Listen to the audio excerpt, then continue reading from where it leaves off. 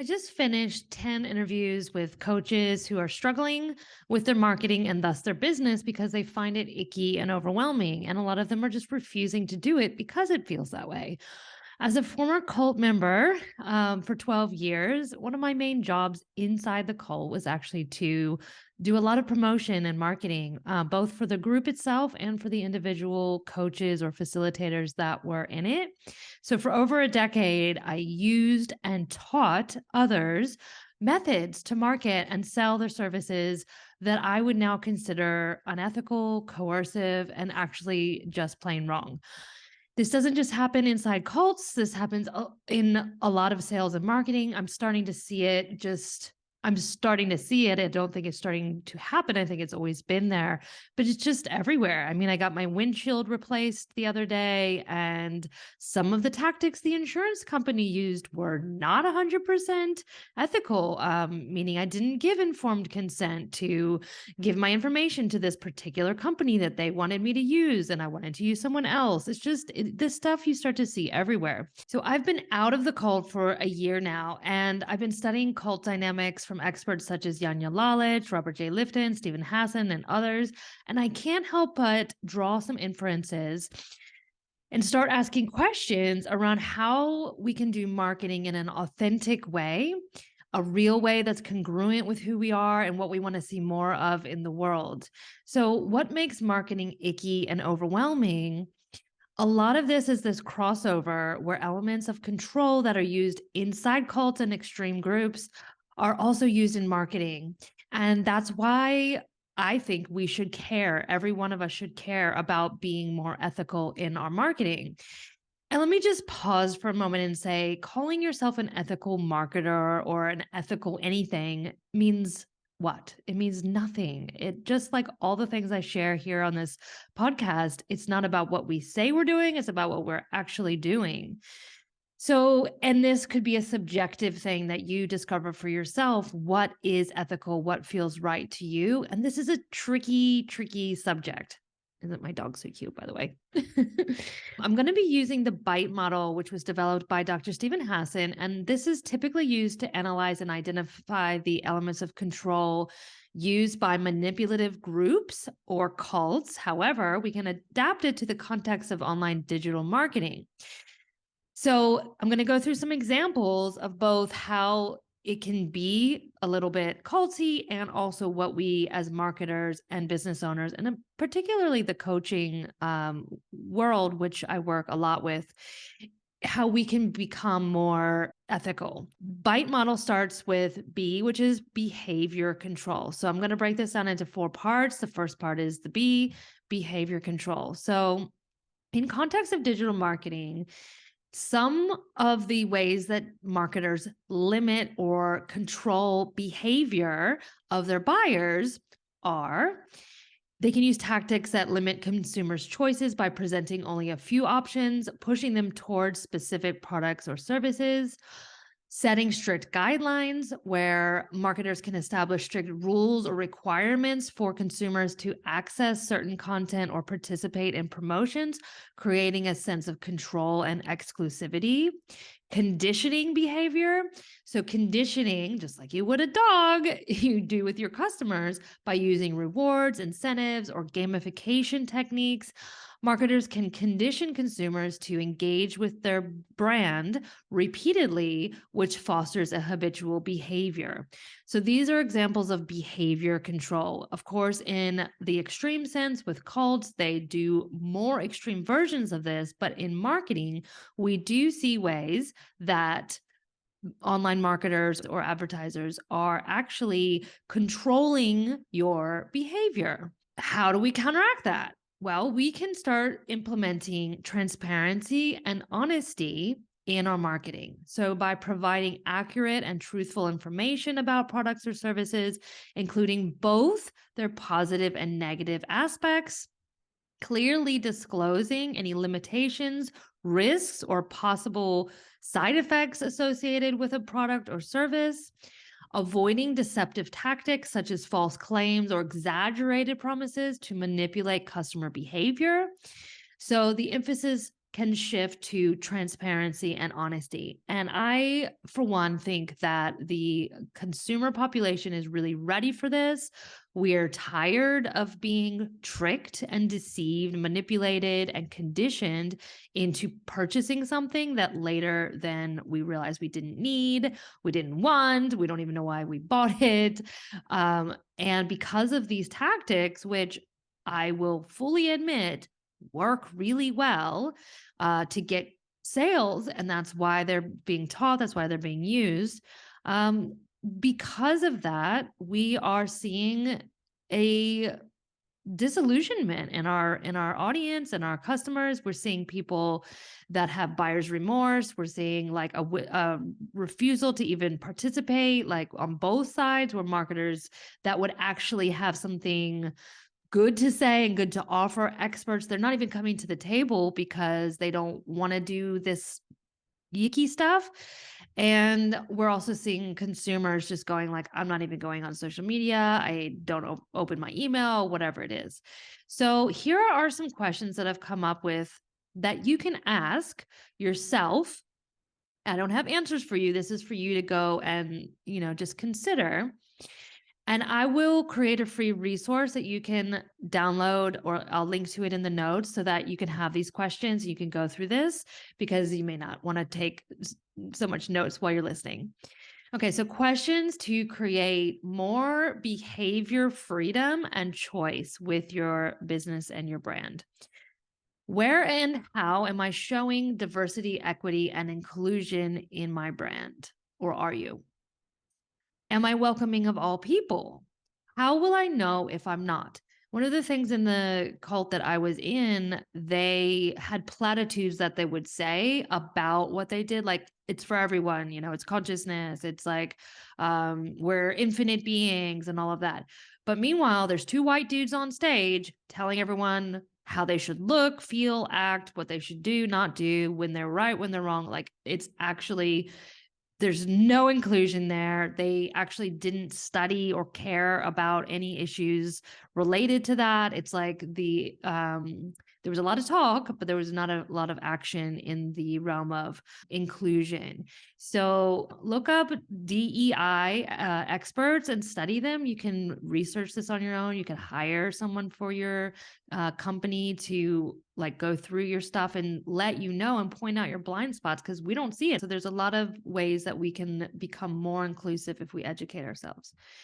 Okay, what does graduating or finishing work with me in my business look like? So we don't want to create a dependence. We want to create where people have worked through something and then they're moving on to other people. Is that going to cost you sales? Maybe it will make you more money. But guess what? You're going to feel better about yourself and your company if you actually know that you're not creating a dependence on you. You're not encouraging people to stay with you forever. You're actually moving them through to where they can go on to someone different, something else. So are you encouraging clients to move on, or are you creating a dependence? Am I giving credit to those I've learned from and encouraging my clients to have a wide range of mentors and coaches to educate themselves with others, not just me and my business? Again, the cult I was in never, ever, ever, ever, ever recommended anyone outside of themselves. It was like nothing was valid or good or better than what they did. Why would you go to anyone else for anything? The opposite of that, and they also didn't give credit when they stole stuff from people, which they primarily stole everything from everyone else. So it's like, give credit to people that you've learned from at the beginning of this video. And if you watch any of my videos, I'm always giving credit to the experts that I've learned from. I am not a cult expert. I've learned from cult experts. I'm still learning, and I'm applying this to now the marketing world, which I think is a pretty new thing. What I'm discovering is there's not a lot of people that are actually studying this and helping people become more ethical or authentic or whatever you want to call that, honest and transparent. So hoping to bring something new to the table with my unique history.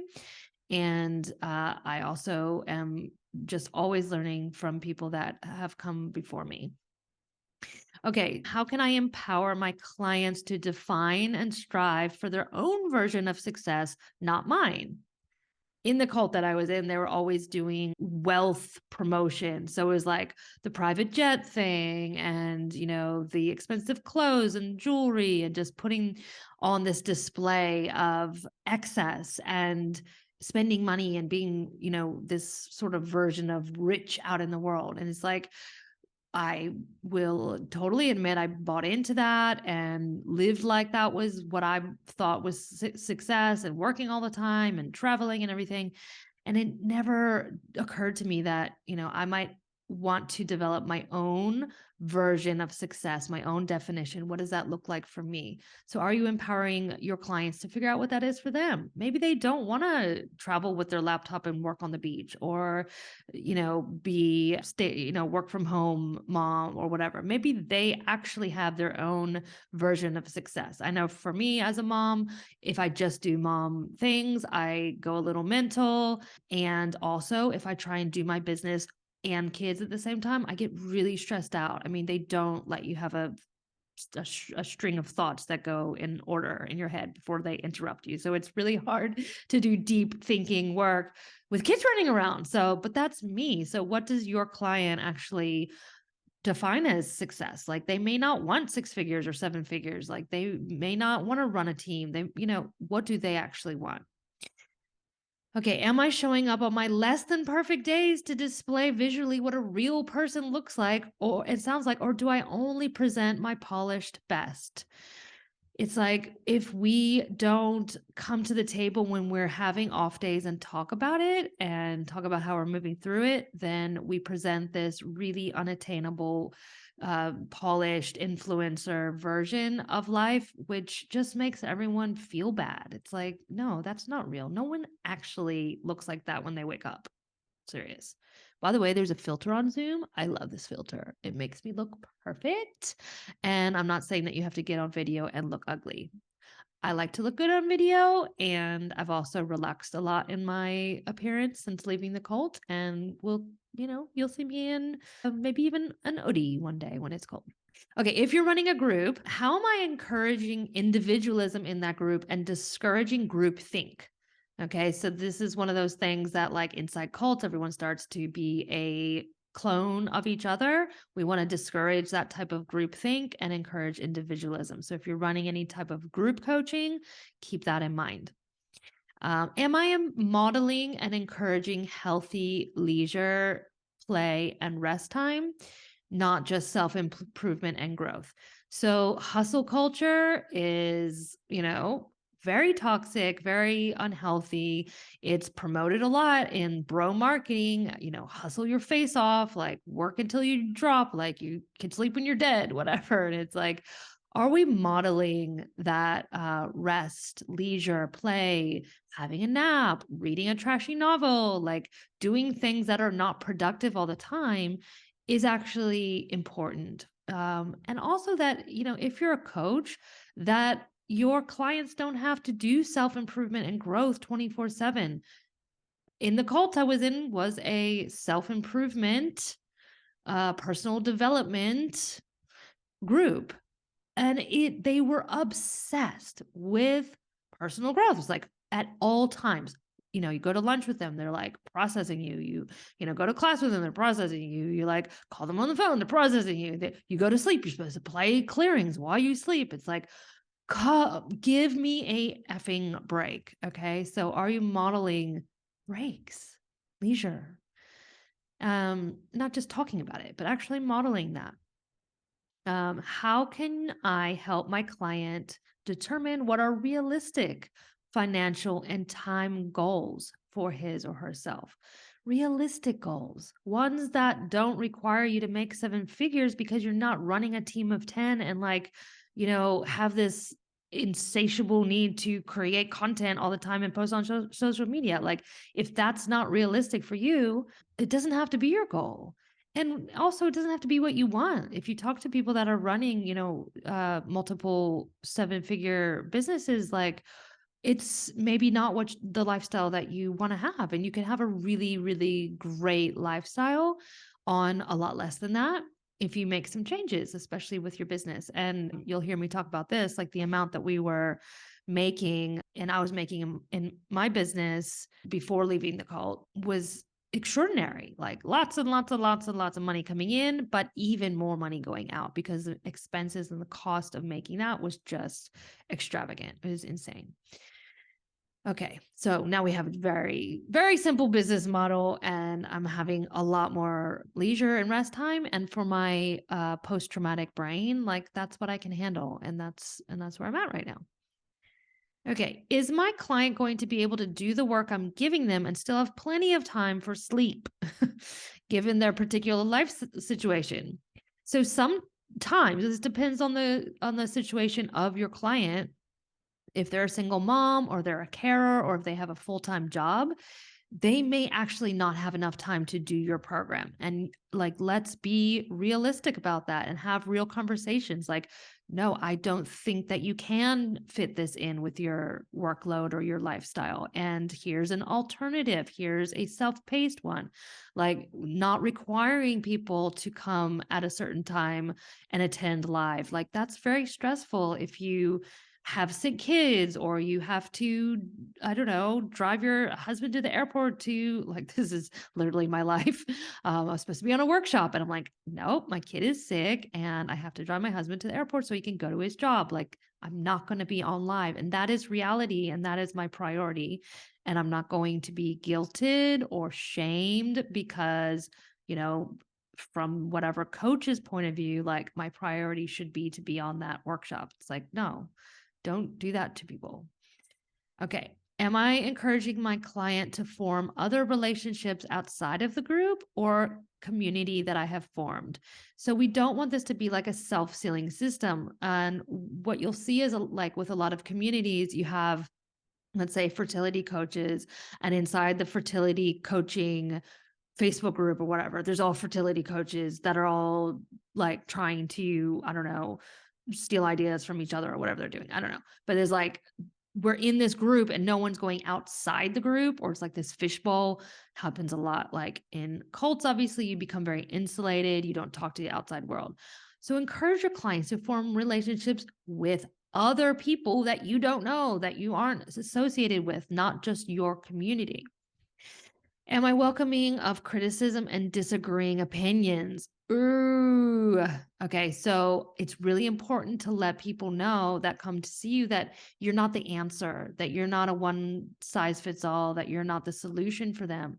How can you encourage your clients to voice their point of view when it doesn't align with yours?